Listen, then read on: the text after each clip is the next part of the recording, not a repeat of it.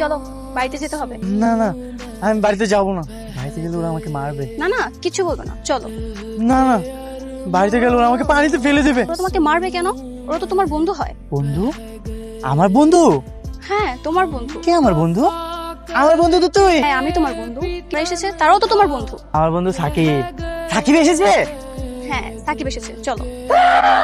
চলো চলো।